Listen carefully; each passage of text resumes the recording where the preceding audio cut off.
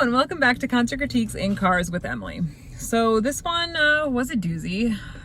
Normally when I take some notes, I take about 5, maybe goes on to the 6th page. This one is 8 pages, so yeah, let's just get into it. So first of all, this was a 3-band show, which is fine, but like if you're gonna be a 3-band show, start earlier. Don't start at 8 p.m. So that was very not my favorite part at all. So anyway, so the first band to play was Ultrabomb, and they opened with a recording of the DuckTales theme, which was pretty classic. That was a pretty great start. So then the first song, the intro instrumentals got really quick when the band wasn't singing. The singer walked over to the bassist and the drummer. They had an extended instrumental bridge and quick short lyrics, which I couldn't hear. Pretty much this entire band, I could not hear many of the lyrics unless there were little to no instruments going on. The second song was a less instrumentally heavy start, which I could, again, understand the lyrics a little bit more. Fast and really quick, like punk rock vibe there. They slowed down after the first chorus, or maybe it was the first verse, and then they sped it up again. The next one, I want to say it was called Doggone. I don't actually remember, like I couldn't really hear what he was saying, but it was about his dogs. Quick and really instrumental heavy start. I think this band in general overused the whole, like, we're gonna say the city's name so you cheer for us, because they said like Silver Spring, like literally in the middle of the song, just to get a cheer, which is great, like good for you, but maybe only use it once or twice. Don't use it every song. But yeah, so that was an interesting song. The next song, I really like the instrumentals in the verse. I could hear the lyrics more. So actually that song I kind of liked. I could actually hear the lyrics and I liked the instrumentals. They kept mentioning Miskadoo, which I don't, maybe it was the bassist's old band. I'm not really sure. Asked the crowd to sing the chorus, which I didn't know. But I could actually hear the lyrics. And then there was a guitar solo for the bridge. After that, they played their first single, which I think was called Stickman versus Hangman, just because I happened to look them up on the internet this week just to see what they were. It's not a great song lyrically, so even though it was like fun to see live, because I was like, oh yeah, I kind of recognize this song, it was okay. So then, honestly, to my shock, they kept playing. I can't believe they played for a half hour. Again, if you're gonna have 3 bands and start at 8 p.m., maybe, I don't know, play for 20 minutes.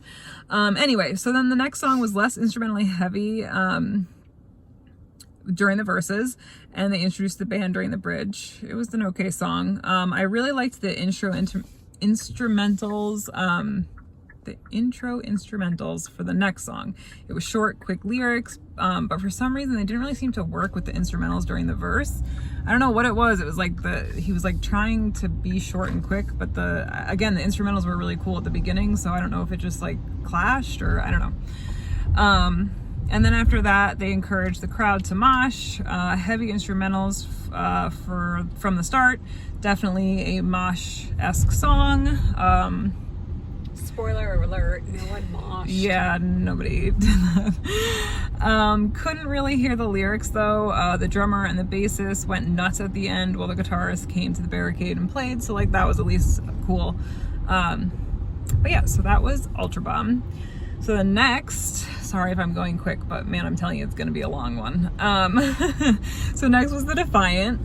And they opened with a song from Pleasantville, which it's like the jazz song, and it's, I don't know, just immediately made me think of that movie. So I loved that because I was like, oh, what a good choice. I love this song. So yeah, so anyway, their first actual song, the instrumentals were like a heavy start. It was definitely easier to understand the lyrics overall. Wasn't a huge fan of the chorus. There was a guitar solo. But yeah, it was actually underwhelmed as an opener song. But then the second song I really liked. They had the short, quick feel of the verses, which I liked. I liked the guitar between the verses. I thought that was really good. The instrumentals faded for the bridge and then totally stopped and had the crowd clap their hands. And the lights were like really flashing, which was a little intense, but you know, definitely got the crowd's attention, so can't like ding them on that one. And then like they just went right back into it, which was cool. So they honestly should have started with that second song, in my opinion. The third song sounded really familiar. The guitar part is like Steady As She Goes. That's what it made me think of, that song. It took me like almost the entire song to think of the song I was thinking of. But yeah, so the guitar part was like almost too familiar, and I was like, yeah, I don't know. But I didn't recognize the lyrics, and it definitely wasn't that song. Once I figured out which song I was thinking of, it was not that song. But they did gang vocals for the chorus, which I really liked. I thought that was cool. So then after that, they had a song that was instrumentally less heavy to start. Okay, so during the verses, I don't know what it was, but it was like the singer was trying to like change his pitch, and it just wasn't working, especially in the first verse. It was a little bit better in the second verse, but I did like the song as it progressed, and as honestly as he got out of the verses and tried to stop singing in that, like, I don't know, it was just, it was hard to explain, and I'm not like a music person in terms of like knowing like pitch versus tone versus all that stuff, so I could be totally off, but it was just not what it was. So then they made a joke about their age and being an up-and-coming band, so that was pretty funny. At least they were acknowledging. The next song after that was less instrumentally heavy during the verses. I liked the song overall. They had good transitions from the verses. And like it was cool because the chorus and verses felt very different from each other, so I actually really liked that. So that was cool. And then the singer and guitarist switched mics about halfway through the song, so that was just something different. After that, the next song was instrumentally heavy start. It was hard to hear the lyrics. I liked the part where it seemed like the lyrics were only one word. It was like a list of words, but I honestly couldn't understand the words, so I liked like the idea of that, and I think I would have liked it even more if I could hear it.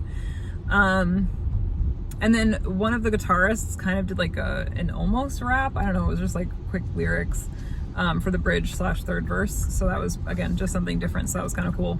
The next song was less instrumentally heavy start, more of like a poppy feel. Definitely had a slower vibe in the chorus. I was not a fan of the lyrics in the second verse. I did like the line in the chorus. Okay, so this, I actually really liked the chorus. And so every line in the chorus, it like ended, and I don't know if it was that the words got closer together, or if it was that it went like up, down, up, like the pitch or the tone. But every time he sang the chorus, I loved it was like the last two syllables were like, or maybe it was the last three syllables, I guess, if it was like up, down, up. But yeah, so I really liked that effect. That is a song I would go listen to and try and find, because I really, really liked that one. The next song he said was off their new album, which is not the album. The song was titled Where Did Lady Liberty Go?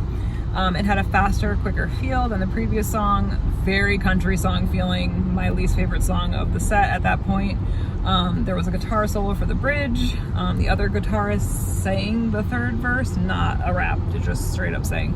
And then after that, they asked if we liked punk rock, and he kept asking about a band.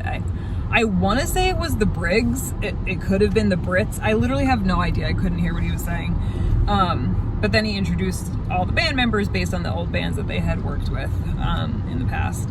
And then he called out my friend for not clapping, but he was like, you don't even have to clap, just don't cross your arms. It was cold in there. So that was funny.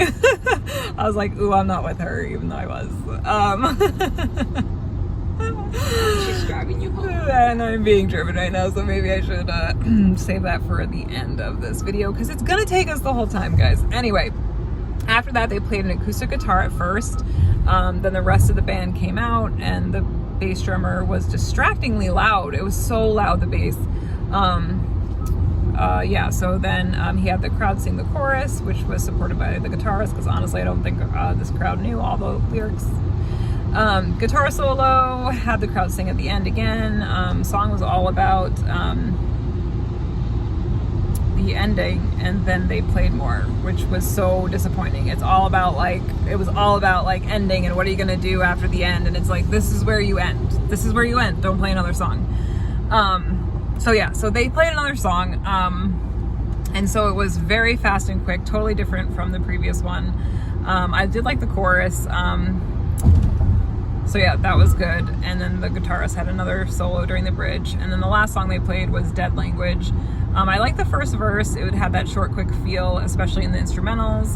Someone in the crowd gave him a beer, and then within the next verse, he said, "I don't drink beer." So that was really funny. I don't know if that person knew that line was coming, but it worked out really well. And then, I did like that song a lot. It's funny. I'm annoyed that they didn't end with that ending song, because it was like the perfect song to end a show with, or a set with. But then I actually liked the last song that they played. So, I don't know. They were kind of all over the place. Also played for 45 minutes. Did not need to play 45 minutes if you start a show with 3 bands at 8 o'clock, guys. Come on. Anyway, trying not to complain about that too much. So then Me First and the Gimme Gimmes came on. They started with Jolene. They had like streamers. He called it, what did he call it? Mylar? Did he call it? He called it Mylar at one point. Yeah. On the mic, and it was a really fun touch. It was just like fun because anytime he walked around the stage, it would drag and trail, and it was great. Super upbeat song. It was a good choice for an opener. The crowd was really excited about it. I personally don't know that song super well, but it was a good choice. So then he introduced the bass player, and that he was going to do Paula Abdul. So that was, okay, I don't know the title of the song, but it was the song that's like, Do You Love Me? Yeah, so that was the one that they played. So that was fun to see in like a rock setting. So yeah, then they like broke it down for the third pre-chorus, which was cool, and then they built it back up for when the chorus actually started. So I did like that song. It also helped that I knew that song too. So then they played another song that I know and I don't know the title of, but they spell out the word love in it, and I'm so sorry. I feel like everyone is screaming what the answer is, and by everyone I mean the 2 people who are watching this right now. Anyway, so he started and he was like punching at the air one arm at a time. He held, so he did hold some of the words a little bit longer, which I actually really liked the changes. And I feel like, I mean, obviously the change of the music was a big change, but I actually really enjoyed the fact that there were those little subtle changes too. And like, it was cool because he was like super passionate. Even when the la la la part came, he was like la la laing. And so like, I really appreciated that he was just high energy no matter what part of the song was going on. Then he played Come a Chameleon, which again, probably not the title of that song, but I didn't recognize it at first until the chorus. It was good, but not my first choice. So yeah, so that was, again, I would have picked something different. And again, I don't actually know how this like whole parody cover thing works. So maybe his choices are limited, but wouldn't have been my personal favorite. A lot of the people around us were having a good time with it. So like, yay. So yeah, so then after that, they introduced the drummer, and he said that he dragged the intros and the songs, and so CJ, who was the bassist, he was the one who was telling CJ to talk for him because he couldn't talk himself because he didn't want to talk to the drummer. They weren't talking, which obviously was like a gag, not a gag, what would that be called? Like a gag, like it was like a joke. But yeah, so then they played Don't Call For Me Argentina, which I didn't know until the chorus, but it's funny because that song like really works as a rock song. I was like, wow, this could be, I knew it wasn't a rock song, obviously, because that's the whole like gimmick of this band, but I was like, that like legit could be a rock song. So yeah, that worked well. Again, I wouldn't have picked that song, but it really works as a rock song, so that was a good choice. Then I have no idea what the song was. I want to say it was Ghost Rider because that was what was in the chorus, but I don't know. Lyrics made it seem real country. It didn't sound country because of the music, but it definitely had a very country feel in terms of lyrics. So that was maybe not my favorite. And then he like, so then the lead singer was like trying to be super serious, and he was talking about like being respectful to the artists. And then they played a Beach Boys song, which I really didn't know this song either. I definitely like at some point recognized the chorus a little bit, but it was not a song that I'm super familiar with. And then yeah, so I was like actually okay with it because I was like, all right, well maybe I'll know like the next few songs. Spoiler, guys. It was a rough one. Anyway, another song I didn't know was played, but this one had like a real fast and short feel, and then he whistled after the first chorus, which I thought was pretty cool. Again, just like a nice little unique touch that's a little bit different from some of the other songs. Then he stopped the show at the end of that song and asked CJ to ask Pinch, who is the drummer, who he's not talking to stop going too fast. So first he was going too slow, and now he's going too fast. And so he dedicated the song to himself and, well, the band themselves.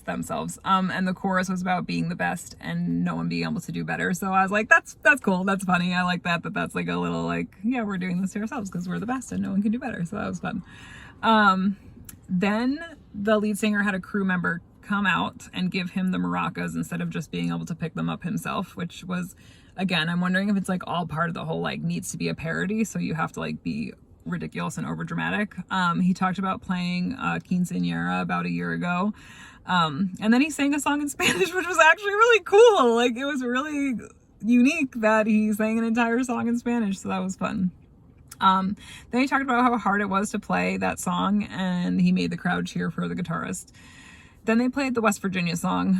Again, if it's not the title, I'm so sorry. Country Roads. Yeah, Country Roads. There you go. So that was like fun to see as a rock song. I want to say I've heard that song as more of like a rock song in the past, but still fun to see live, so that was pretty cool. Then again, he asked the crowd to be quiet while he was saying something serious. He talked about boundaries and toxic people. And then again, this time CJ interrupted and he was like, dude, no one wants to listen to you. So then they played On the Road Again. Again, I don't know if that's the song title, but that was the thing. So it was like super punk rock feel, which was fun. And again, that was like a good, just fun cover to see. So those two songs back to back were actually good choices and also about roads. So I was digging the mini theme in those two songs. Then he picked someone out of the crowd. I genuinely don't know if there was actually a kid there. I don't know. Yeah, there were a couple kids there. He said, he was like, okay, you're Guillermo and you're 14 years old and you're a zoologist. And then he kind of just made up a song about Guillermo being 14 years old and being a zoologist, but then they went right into Dancing Queen, which was fantastic. At one point he rolled his R's on one of the words, so that was super fun.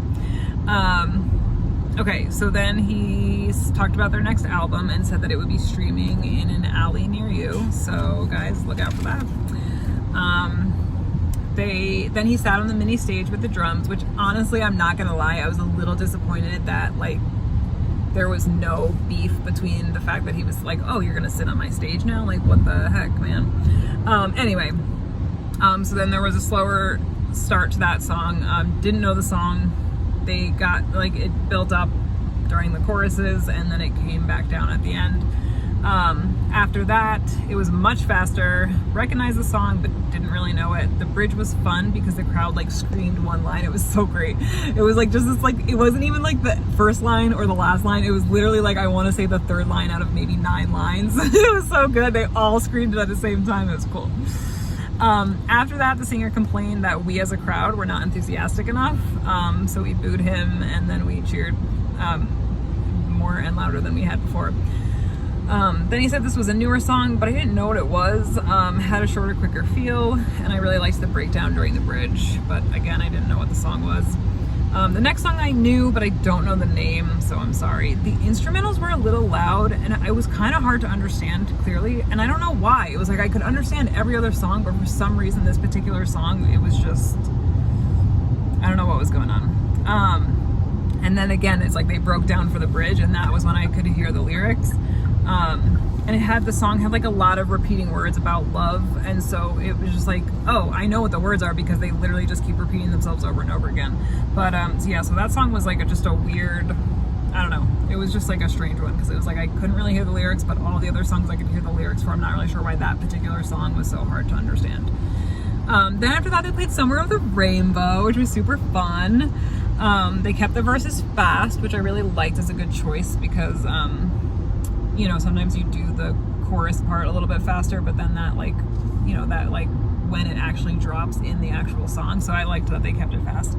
Then after that, they played I Will Survive, another good choice. Really heavy bass to start, which was cool. And then they came in with full instrumentals. Fantastic last song, I thought, before they went to an encore. I really liked that choice.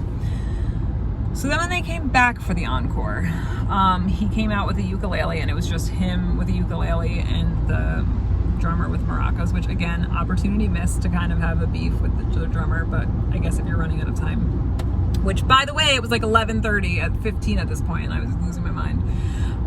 A song I didn't recognize at all, definitely wouldn't have been my choice. A lot of the crowd knew it and was excited about it, and then he did sing in Spanish for the second verse, so that was cool, but again, it was like you went out on I Will Survive and you came back with a song I didn't know. So yeah, that was, again, not my personal choice, but it was fine. Then after that, he did Rocky Horror Picture Show, which was cool. Definitely a fun choice for an encore. They, like at the end, he kind of like kicked his leg, like he was walking across the stage, and as he was walking, he like kicked his leg, like one leg at a time. So that was cool. Just again, a little bit of a difference. And then after that, he played Rocket Man. So really good choice following up with the Rocky Horror Picture Show. However, weirdly, this was like the one song that I do not think sounded good as a rock song. And I don't know if it's just because like it kind of is a rock song. I don't really know. It was weird. I was like, I like it. Like I understand where we're going with it. I know the lyrics. It just wasn't working for me for some reason. So good choice. Loved it. Weirdly not a good choice, but the end was fun because they like slowed it down and then they sped up again and they slowed it down again, so that was cool. So after that, the lead singer finally apologized to the drummer, so that was nice. And then the next song had a slower start, and then they stopped and came in with full instrumentals. Didn't recognize the song, but it went with the theme of forgiveness, so I thought that was appropriate for what had just happened with the drummer. And yeah, so then they like stopped in the middle during the bridge, or right before the bridge, and talked about how they remember being in Silver Spring, which is where the concert was, as like younger people, and then they got back into the song. So that was pretty much it. Again, not my choice for an ending song since I didn't know. Usually I like to end on a song that I know. Oh my goodness. Okay, so let's just rewind here and summarize everything. Ultrabomb, they had a few shining moments, but boy, was it hard to understand what they were singing. And so that like really impacted my ability to enjoy a lot of songs. Again, there were a few songs that I actually did like. The Defiant, they were much better in terms of being able to understand what they were singing. However, a few of their songs were not particularly my favorite. And then again, it's like you have this big ending song about ending the show or being over and where you're gonna go next, and then you don't end the show. So that, I don't know, just again, I didn't even like that song the most. So I actually liked the end song more than I liked that song. But for some reason it was like, I don't know, it was just like a weird, like if you're gonna sing that song about ending, put it at the end. Especially because he got the crowd involved, people were singing it, and so like you would think that would be the song that you would want to end on. Me first in the Gimme Gimmes, I thought they were really fun, definitely like an interesting banter. But yeah, I mean, definitely played a lot of songs I didn't know, and maybe that's just like a me thing, and I need to expand my horizons going back into old school music. But but yeah, so really fun show. Really wish it would have started earlier. There is absolutely no reason why on a Tuesday night this show needed to start at 8 p.m. So that was definitely something that, again, it's like come 11 o'clock, I'm like, I could be home right now. Like this, it takes me a half hour to get home. I could have been home. So yeah, not a fan of that. And, but yeah, so I'm going to give this one, oh my goodness. Oh boy, I think I'm going to give this one, oh guys, I feel bad, but I'm going to go with like a 7.8. Solid 7.8. First band, really hard to understand. Second band, although they were good, definitely had some low moments for me. And honestly, both the openers just played for too long. if you have a 3-band show, the first band should play for like 20 minutes, the second band should play for 40 minutes, maybe 35. That would be ideal. And then the last band goes on. Like, there is no reason we needed to have a 30-minute set and then a 45-minute set. I just was like, all right, I'm tired. I want to go home, and now the show's going to go on forever. And then Me First and the Gimme Gimmes were fantastic. And the songs that I knew were super fun. The songs that I kind of recognized were super fun. The songs that I didn't know were super fun. However, there were definitely some lower points. And that song they came back on the encore, it was like fun, but it was like not a comeback from an encore song. So let me know what you think if you're still with me. Did you go? Are you going to go? Did you want to go? Do you agree? Do you disagree? Like, comment, subscribe, and I will see you guys next time. It's gonna be real soon. Bye.